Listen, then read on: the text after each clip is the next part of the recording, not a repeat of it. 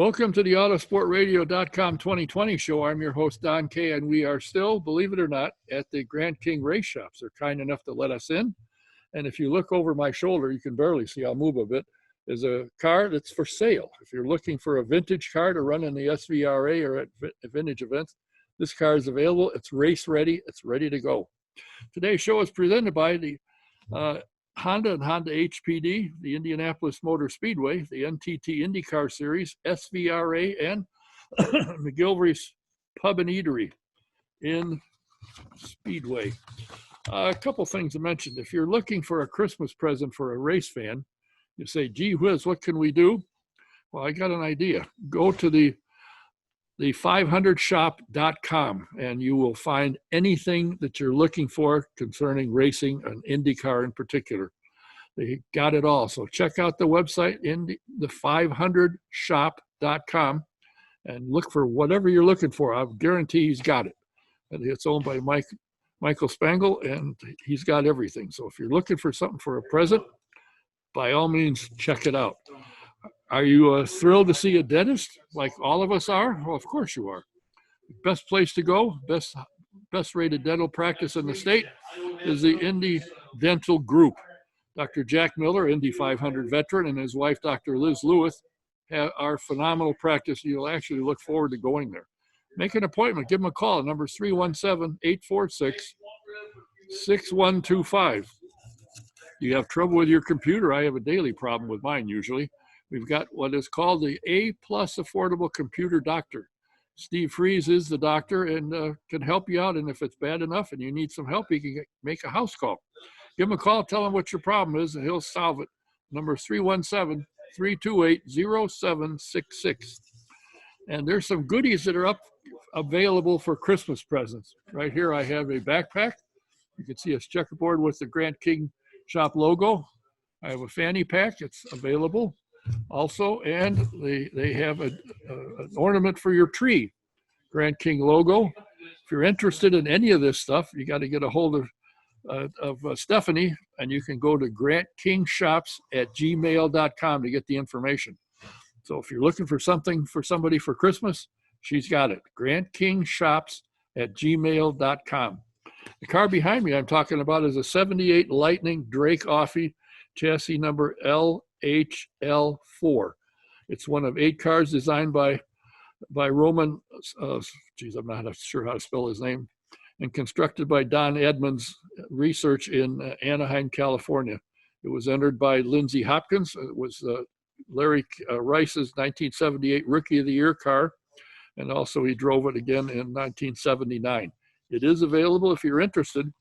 By all means, give the shop a call and tell them about it. Ask them about it. The number is 317-820-3595.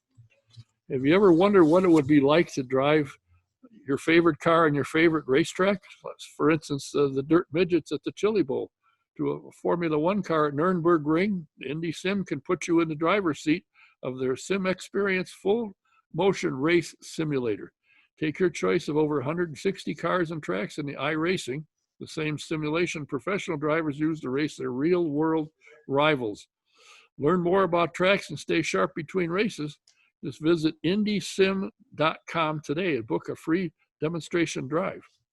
Right now, the museum, Indianapolis Motor Speedway Museum, is closed, but when it opens again, you need to go over and see the Andy Granatelli display. It's really something to see, quite interesting. And of course, those who are familiar with Andy Granatelli, he was way ahead of his time in the things that he did. Want to find out what it's like to be in an Indy car and why these people, guys and gals, love driving them? Why not go to the Indy Racing Experience and take a ride? You can go to indyracingexperience.com, find a date when they will be running next year. And in the demo promo box, put DK1, you get a 50% discount, or you can call the office at 317-243-7171. Ask for Shonda and pick a date, make a reservation. Don't forget, DK1, get your 50% discount. Is it time to get insurance for your home, your car, or your commercial property? Do what most of us have done and successfully transferred to the VP Insurance in Speedway. They're located at 5004 West 16th Street in Speedway. And you might be surprised, as we all have been, you get better coverage for less money. call Mike Pardee. His number is 317-248-0070. And if you are into vintage racing or the Trans Am, which is coming back to life big time, you need to go to svra.com and subscribe to the Speed Tour magazine. It is spectacular. It's a first-class magazine, great stories, great pictures. You find out what's going on. And while you're there on the svra.com, look up their schedule for the 2021 season. You'll find it's a full schedule, a lot of good, exciting things happening. It's getting bigger and bigger and bigger every event. So if you get a chance, it's anywhere in your area, you need to go and see it. It's really, really good. And if you're interested in a vintage car, you have one that needs restoration, the Grand King Shops can help you. The number is 317-820-3595. Find out what they have that you might be interested in, or tell them what you got you need fixed. They take care of it. My guest today is a gentleman that if you haven't heard his voice and you're not into sports of any kind, it doesn't matter what it is. If it's got a ball of any kind, you can shoot, kick, hit with a bat, he's there. If it's a football game, high school, college football game, he's there. If the sports talk shows in town, one of the hosts has the sniffles, he's there. He's everywhere, and he's in my opinion, Mr. Sports. Please welcome Mr. Greg Rakestraw. Greg, thanks for being here today. Thanks for having me, buddy. Good to be with you as always. How in the world have you got this time of day off? How did that happen? So once basketball season starts, I have so many games at night that usually I can schedule myself during the day to be doing mountains of prep work. So what I'm holding up in front of you are the stat sheets that I'll be using for games on Friday and Saturday this week. So we are producing this on a Thursday. I'll let the cat out of the bag a little bit as far as live or not live, so to speak. But then Friday night, I'll have Pike and Ben Davis on my Indy TV 23 and ISC. Then on Saturday, I'll be out in Brownsburg. They have a 7-game event that's brand new called the Sneakers for Santa Shootout. And through my company with ISC, we're televising all of those games. So I'm like, okay, you can't do 7 games in a day. That's just too many. So I'm going to do the first 5 games of that day. So I will spend most of my day when I'm not talking to you through this laptop, typing away on it and putting together stats and putting together facts and figures and really trying to prep as best I can for 6 basketball games in about a 24-hour period starting on Friday night. Good grief. And then you do the post-Colts program every Sunday. Yep. And I hate to ask you this, but let's just take a stab at the Colts. Everybody and their brother knows the Colts. What do you think? How are they performing? And they're having struggles. And why? Why do you think they are having the troubles? Because they got Phillip Rivers, who was an outstanding quarterback, right. Obviously. 7-4 is not struggling to me. So they're a good football team. Oh, yeah. They had a bad performance against Tennessee. And I think the large part of that was the pieces that were missing. This is a franchise that has built some pretty good depth at a lot of different places. There's a couple of guys that are unreplaceable for them. One of them is DeForest Buckner, the defensive tackle they traded their first-round pick away to get from the San Francisco 49ers. And CBS on Sunday, I thought, flashed a very telling graphic that certainly applied to Sunday's game. That heading into last weekend, that DeForest had played basically about 80% of the snaps defensively for the Colts. And in those plays where he had been in, opposing offenses were averaging 3.1 yards a carry against them. Mm-hmm. On the plays where DeForest had been out, opposing running backs had been running for 5 yards a carry. For the length of last week's game, the Tennessee Titans ran the ball for 5.1 yards per carry. So of all teams for him to not be able to play against Derrick Henry and the Titans, not good. Colts moved the football on the first 2 drives of that game last weekend, scored on both drives. That's when Anthony Costanzo got hurt. After Anthony Costanzo left the game, they didn't score again into the fourth quarter. And so, and the bad news is that Costanzo is going to be out likely for about 3 weeks at least. Now, the Colts have the time to prepare for it, and frankly, they're going to play. The Texans are hit and miss. The Raiders next week are kind of struggling, but have been more good than bad this year. But in those next 3 weeks, they're not playing a team the caliber of the Titans without having an Anthony Costanzo. So I tend to chalk up last Sunday's struggle to the guys that weren't there. And now that you've got a week to prepare, that knowing you're not going to have Costanzo, you hope you have Buckner. Not sure as of you and I having this conversation yet for Sunday. I think the Colts are a good team, not a great team, a good team, and they should be a playoff team. Well, that leads to the next question. One of the other professional sports in town, and that's the Pacers. Mm-hmm. What do you see for them in the upcoming season? And do you think they'll be playing in stadiums with anybody there, or will they be back down in Orlando again? No, they will not do the bubble again for the course of the regular season. And with the idea that both the virus numbers, in theory, should wane by the time you get to March and April, and the standpoint of vaccination should be going up almost on a monthly basis starting in the next couple of weeks. My guess would be is that this is going to be almost like a half and half season. That about half the season will be played in front of limited to no fans in buildings. And then they will play the back half of the season with a gradually increasing number of fans in buildings. Do I see them playing in front of full houses at all this year? No. And I think that's twofold. I think you'll see the league/teams limit attendance. I think fans will be reluctant, to fully go back. Some will, others won't. So I think the bubble was done to preserve last season and to finish last season and to make sure, there was money from a television contract you had to honor and that revenue goes to both players and owners. So it was mutually beneficial, to make sure you finished last year and had a bubble. I don't think the NBA will do that again. I think you're going to see games in empty arenas to start, and then fans gradually worked back in as the season goes along. Well, a silly question that crosses my weak little mind is, you've got guys making $30 million a year, some even more. Yep. And you look in the stadium and there's nobody there. How in the world are the owners making money with no parking, no ticket sales, no concessions, no nothing? How in the world do they pay these guys? It shows you how much money they're making off of television. Now, ticket revenue is not insignificant. It is a big deal. But, Don, it's more along the lines of you want to lose all your money or lose some of your money. And that's kind of to the point that they are. And I think those that are NBA owners, have enough other business interest income where the idea is, hey, if we just simply shut down and don't play for a year, you will lose more money long term than if you lose money temporarily but continue to put a product out there for your fans. So to me, without getting into a more deeper economic philosophy discussion, that's what it is. There's an acknowledgement that last year and this year, you're going to lose some money, but you're not going to lose all your money. And long term, you will set yourself up to make more money from both a player and owner standpoint, even if you're playing just for the live television audience.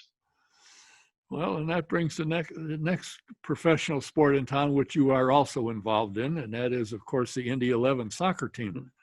I haven't seen any. I watch soccer occasionally.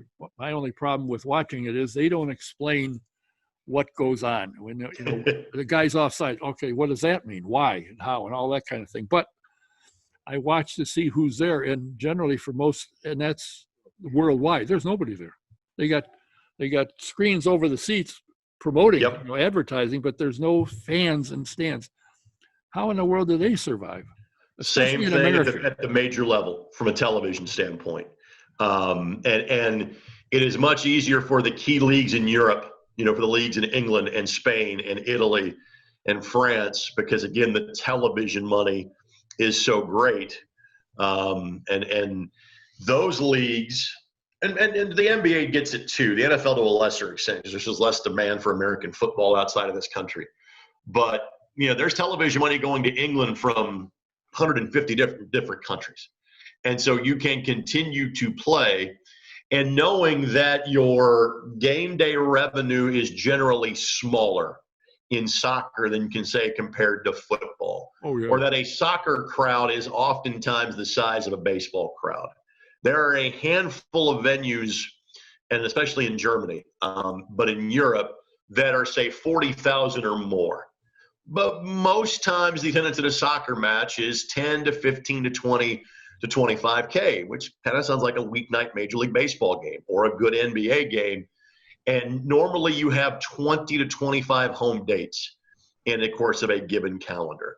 So the television money for European soccer at the top level is so astronomical that, again, you're not making as much as you normally would, but it beats making next to nothing. You're not getting pennies on the dollar. You're getting a quarter and a couple of dimes and a couple of nickels on the dollar is what you're looking at now. So in the States, it's a different story. And so as it pertains to the Indy 11, normally the Indy 11 would start playing in March. The general assumption has been late April, early May, because yes, the Indy 11 did play about a half season this past year, did invite some fans in, but never played in front of more than, say, 4,000 or 5,000. It was the biggest crowd that we saw in Louisville. Biggest crowd at Lucas Oil was probably 2,000 or 3,000 for a game. And again, you're not making money at that point. You're not losing a ton of money at that point. Because American soccer leagues are very much gate driven, are driven by the amount of tickets that you sell to a given game. I would imagine the Indy 11 season gets pushed back a little bit and gets compacted a little bit. We're going to play more games in a shorter span of time. The basketball season for high school is starting. Yep. And there's been the talk, and I've had Bobby Plump on here several times, and as you're aware, he is not in favor of division, Sure. having 6 state championships. I mean, he thinks it's ridiculous. What do you think? Do you think it would be like you go back into Milan, come out of nowhere, and win the state championship? This ain't 1954. Those days sure. were long gone. Yeah. There are elements of the old tournament that I miss.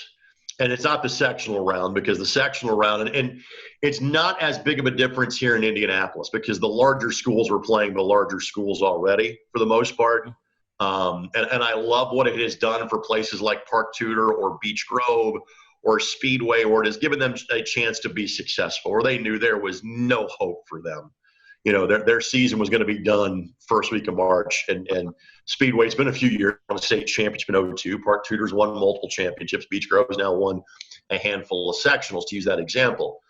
But I don't miss the fact that a place like Newcastle was set up to win a county invitational every year, or Richmond, or Vincennes Lincoln. I find it interesting when I go into these old gyms and they have, these 50, 60 sectional championships, and about 2 have been since 1997. Being a small town guy that had played against 2 larger schools in my high school basketball days, I love the fact that those sectional days are gone. I do miss the regional round, where it was the 16 greatest high school gyms in the state of Indiana. In the semi-state round, where it was, Market Square or Hinkle Fieldhouse, was Hinkle Fieldhouse actually, but it was like it was the college arenas that kind of took over, and then you had a state Final Four.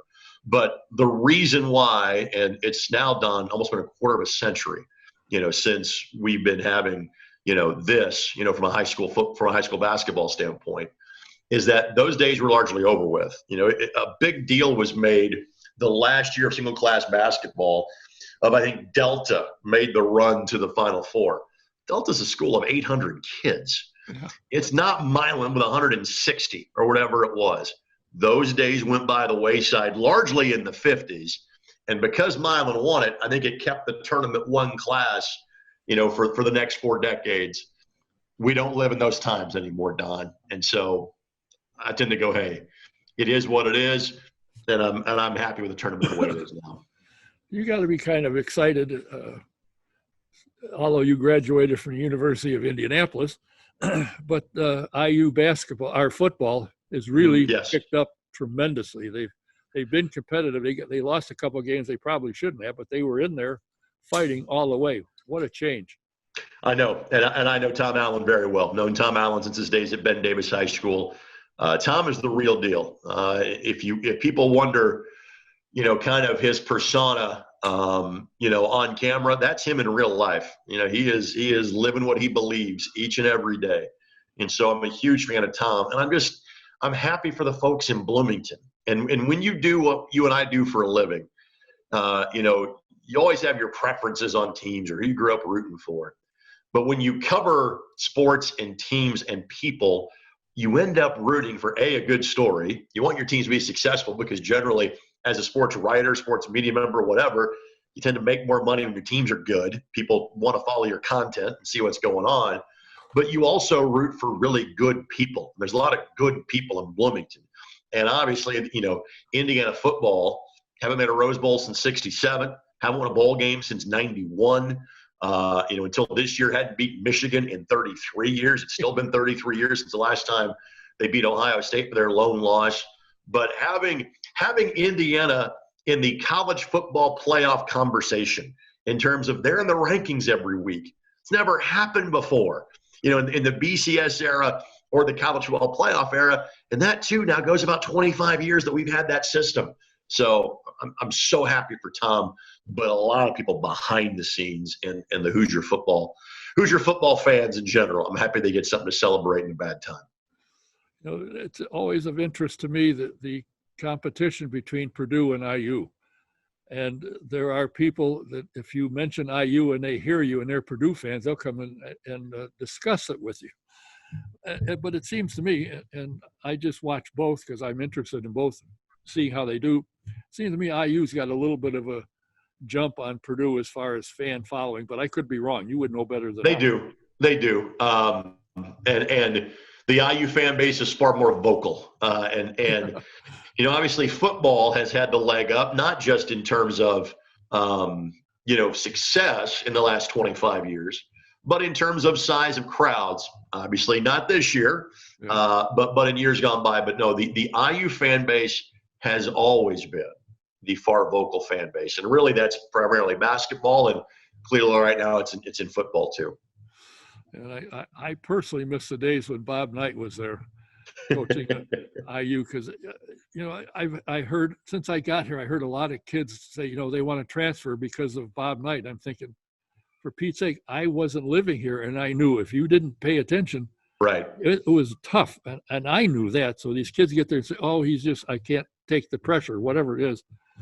I mean, the guy, but you have to look at his success with his players, how successful they have been in life. Which correct. People don't realize was one of his goals, not only to have a good basketball team, but teach you how to live and how to be successful outside of basketball. It's not going to come easy, but what you go through for 4 or 5 years, what that would have been from 1971 through 2000, it benefits you for the rest of your life. And I guarantee you, if you ask any former player of Bob Knight's that stayed and played for him, it would take about 4 sentences before a guy would get around to, hey, I'm in a better place now because I stayed and I played than I would be in a bad place. So simple as that. Next question. It's always intrigued me. You were showing the stats that you keep.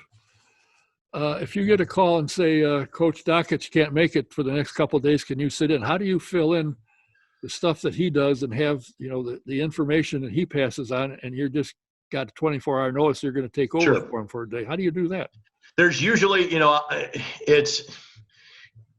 I've done this now for a quarter century. I hosted a daily show for 9 years. I produced a daily show for a couple of years. I ran a sports radio station for 5 years after my talk show days were over with. And so you tend to know what the main topics need to be given the time of year. Like I could point to a calendar 6 months from now and probably within 75 to 80% give you a good idea as to what we're going to be talking about, on that given day. Obviously, breaking news happens and situations change, but you kind of know season by season, what you're going to be talking about. When you live the life, when you are connected to sports, and I am not as, say, connected to college basketball as I used to be, at least outside of what I do with IUPUI and some small college stuff. I'm not as connected with the Pacers as I used to be. I watch as a fan, but they're one of the few teams that's not really on my beat. The Colts are my beat. The Indy 11 are on my beat. Because of what I do with the Indy 500, that's a part of I follow the IndyCar series, on a race by race basis. So, there are things that because you're in it 24/7, 365, they just come off the top of your mind. If I know that I'm going to be filling in, I'm like, okay, like for example, best example to give you, If I know I'm filling in for Dan and it's during the Pacer season, I'm like, okay, I have to, even if I've got a game the night before, I need to DVR the Pacers game so I can talk about it intelligently on the show the next day. So once you've done a talk show and with the weekly show you do, you get this to some level. You kind of know, you go into talk show host mode, you go, okay, yep, these are the things I got to start preparing, because the worst thing you can do when somebody calls into the show, hey, we'll talk about this. You're like, I got nothing for you. You have to be prepared. You have to live the life. You have to know what you're going to be talking about on that day's show. One of the things I found over the years is fans will pick up very quickly if you don't know what you're talking about. Right. If you come up with, trying to make up a story, they spot it right now. So you really got to be prepared for what's going on. Now, to sit in for Coach Dakich, of course, is fairly simple. He'll talk about most anything, but basketball is his life, I guess. But when you get to Big Joe or JMV, they'll talk about anything at any given time, about any sport. You just mentioned it, and they'll start talking about it. So that's got to be a little more difficult to prepare for, because you don't really know what they're going to be attacked with. It's different, but at the same time, like, for example, your reference Big Joe or sitting in with Big Joe. So like whenever I do the morning show, and about this time last year, Jeff Rickard, the morning show host, 5 or 6 weeks. Kevin Bowen would take 3 days a week. I would take 2, and talk to him. And when you've got a co-host, it's a completely different situation, because you can have a conversation. You can say, hey, we'll talk about, hey, this, or you tell them, hey, these are things I was planning on talking about. And having a conversation like you and I are doing now, it is so different, and it is so much easier than having a one-man show where you are basically giving a monologue. And like for me, I'm almost having a conversation with my producer, even if I'm not bringing that person on the air, because I can relate talking to that producer like I am talking to the average listener that is in their car or in their office and trying to interact with me on the show. So it's a different prep, but it can be an easier show. At the same time, you've got to be more flexible and more adaptable when you've got someone there with you, because you never know what direction that person is going to take the show. You got to be able to roll off the punches. So it's a couple of different skill sets. For me, it can be both easier and more difficult at the same time when I've got a co-host like Joe Stasiak. Well, since this is Autosport Radio, obviously what I am more familiar with is IndyCar and the Indianapolis Motor Speedway, the Indy 500. And I would always come into the media center and I'd look around and there'd be Greg sitting there at the table following the sport. How closely do you follow IndyCar, on a race-to-race basis? Obviously, you're probably a little more into it for the 500. Yep. But do you keep up with what's going on, some of the things behind what's happening, and if so, what do you think about the transition and the new stewardship of the Speedway and the direction they're headed with the series and the racetrack? Transition has been wonderful. There's a couple of things that have unfolded the last couple of months that I've kind of scratched my head about. The first, I don't know if I'd call them missteps, but the first thing I kind of go, one of those is a non-track thing. That would be Lights the Brickyard. And again, if we're complaining about Lights the Brickyard and we're talking about the Indianapolis Motor Speedway, the Speedway's in a pretty good place. If the first place I start is saying, hey, there's no Christmas lights at the track this year, I would tend to think that, hey, of all the years where it's a slam dunk to make money, this would be the year to do it. People don't want to get out of their cars. But again, that's so far down the list of important things of the track. Let's not get caught up on that. The decision as of now not to have a Freedom 100 is a head scratcher to me. Again, is it the signature event of that weekend? No, absolutely it's not. But it has carved out its own niche as 100 miles of greatness, as a 40-lap shootout that is a big part of Carb Day. And fingers crossed, we're all hoping that Carb Day at the end of May is going to look like what Carb Day looked like back in 2019, not the 1-hour walkthrough or 2-hour practice session that it was in terms of August 18th of 2020. So again, if I'm mentioning those two things, I think the Freedom 100 is a much bigger thing than Lights the Brickyard. But we are seriously talking about things that are micro and not macro, if those are the two things that I bring up. I think Roger Penske is the perfect person to be, the word is steward, to continue the tradition that the Holman George family had going for literally nearly 3/4 of a century. And I think that Roger has demonstrated during the course of this year that he can own the series, that he can own the speedway, but yet it is not set up to be a monopoly where the Penske cars are going to dominate. Obviously Scott Dixon was the story. The Andretti cars had their moments during the course of the year. And you've got, the car count seems to be bigger. We're looking at maybe 26 cars on a regular basis next year, which is a wonderful thing to be able to say. So a couple of things lately I can go, I'm not sure if I've done it that way, but let's say this, 95%, if not more, of the decisions that have been made since last fall until now, especially given the absolute bombshell that was dropped in everybody's lap as of early March. I think Roger and the folks at the track have done an amazing job. Have you been out to physically tour the place? I have, and I was there, during Brickyard weekend, or was it? No, maybe I was out briefly during the Brickyard, but all the stuff I did from a radio standpoint was done from the studio. In early July, it was even more limited access than we had in August for the 500. I was there for the 500, but again, you're basically going to your work area. You're not going into the garage. You're not exactly walking around. So yes, I have been there, but I didn't exactly put the steps in like I normally would during the course of, say, the month of May.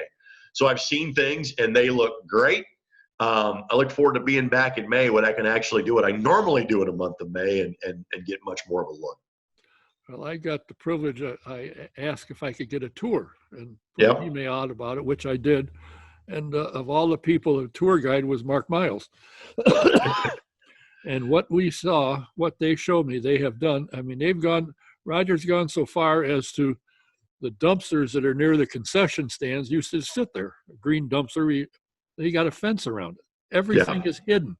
You see nothing. Everything, if it didn't move, if it was rusty, they cleaned it off and it's been painted. I mean, the place is spectacular. Yep. I think when fans get in to see this place, they're going to go, holy smoke. Because I put out an email about what I saw and what the tour and everything, and it got thousands of shares. Unbelievable.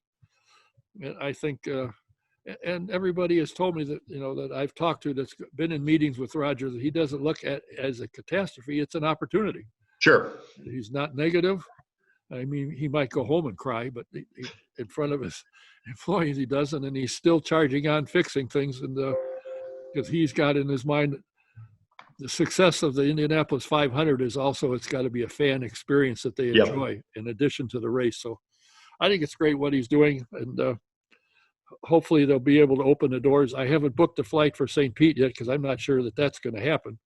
So far I haven't bought a ticket to go down to it. I did last year and spent most of the time, I don't know, had a couple of soda pops and, kill the time.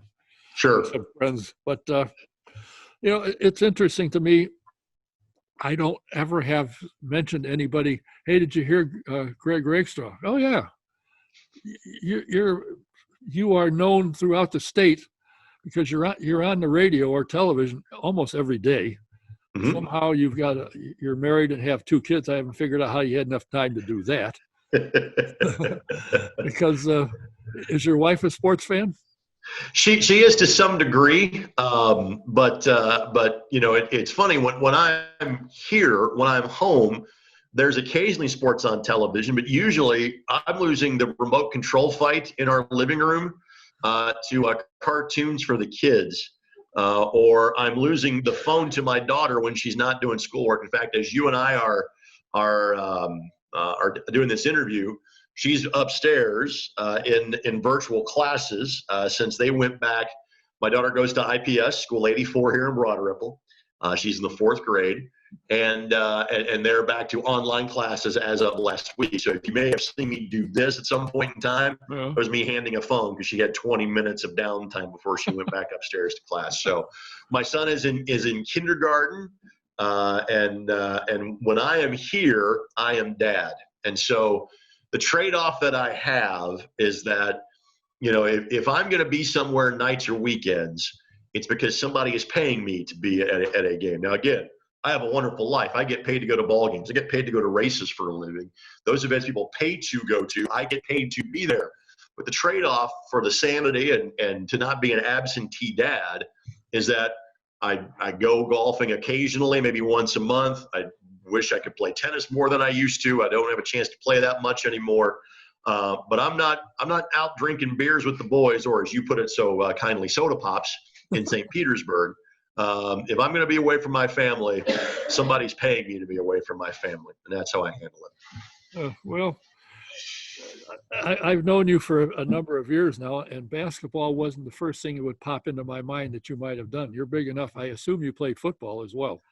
My high school did not have a football team, so I am part of a graduating class of 29 from Lanesville High School. So I played 4 years of tennis. I played 4 years of baseball. I played 2 years of basketball. My basketball career is very much like Moonlight Graham from Field of Dreams. I played 2 years of JV. I played one varsity game before I hung up my sneakers at the end of my sophomore year to focus on the two sports I was better at, which was baseball and tennis. I was a tennis player at the University of Indianapolis. That was a few pounds ago, by the way. So, yes, I look like a pulling guard, but I have never played a down of football in my life. I'll be darned. That surprises me. But yeah, I guess if you go to school, I graduated from a school. My graduating class had 52. We were a whopper. Yeah. 100 and some in the school. And 1 year we went undefeated. It's the first time in 150, I think it's 170 years of existence. Only one time they've been undefeated. I was on the team that did that. Nice. So that was kind of fun. But the thing I liked about football is you could go out and knock the heck out of somebody and you couldn't get in trouble for it. If you did it to them walking down the sidewalk and clubbed them, you're in trouble. But you hit them on a football field, knock them silly. Yep. Okay. Had fun with it. I have to say, Greg, that when I want to hear or know anything about sports in the state of Indiana, I search around and try and listen to you. I think I'm going to take a guess that you probably have a file cabinet full of statistics of all the sports you've covered since you've been broadcasting. And incidentally, that brings me to the next question. Did you go into this as what you wanted to do, or you couldn't get a job as in research at Eli Lilly, so you said, well, I'll go follow basketball? I knew from the age of 5 what I wanted to do. I wanted to be a sportscaster for a living. Now, growing up, I grew up in a household without cable. Didn't get cable until I went to college because I lived in a rural area. So I lived in a 3 or 4 channel existence, as in you watch the ABC, CBS, or NBC affiliate. We got television out of Louisville, where I grew up about 15 miles from the Ohio River. So I grew up watching guys like Bob Dominy and Dave Conrad and Fred Cowgill. And I thought that's the type of sportscaster I wanted to be. I ended up getting a full ride scholarship to the University of Indianapolis, and they had a communications program, but it was more radio based. And so I learned how to be a disc jockey, learned how to be a play-by-play guy, learned how to be a talk show host, and kind of ended up going that direction. Did radio first before then kind of shifting over to television, and now television is the primary gig, and radio tends to be the secondary gig for me. But no, I knew from the age of 5 on that I wanted to be a sportscaster for a living. Well, if you don't mind my saying so, good choice. Thank you. I appreciate that. I always enjoy listening to you. There's no BS about it. I've never had a question in my mind. He doesn't know what the hell he's talking about. Because I think it seems to me you research everything you do. You come in, you know names and numbers. There's number 73, Sammy Schwartz, and you know that. And I'm thinking, how in the world does he know that? Well, preparation is how you do that. Always have a roster taped down next to you. Doesn't hurt either. Oh, no, in case you, but as I said, sports fans of a sport can pick up instantly if you don't know what you're talking about. You're making something up. They'll get you every time. Yeah. And I get it all the time because they say, I don't know what the heck I'm talking about. They're not far from wrong there. I appreciate your time. It's always a pleasure to talk to you. Always a pleasure to listen to you or see you when you're doing your daily things. And who knows, I may call you again and we'll chat about something else that comes up I find of interest. I love our conversations, buddy. Happy to be on the show anytime. Thanks. And I'll be glad to invite you again. Enjoy it and have a good holiday. You too, Don. Thanks. My guest has been Greg Rakestraw, and if you haven't heard of him, you don't watch television or don't listen to the radio and sports, because he is Mr. Sport in the state of Indiana.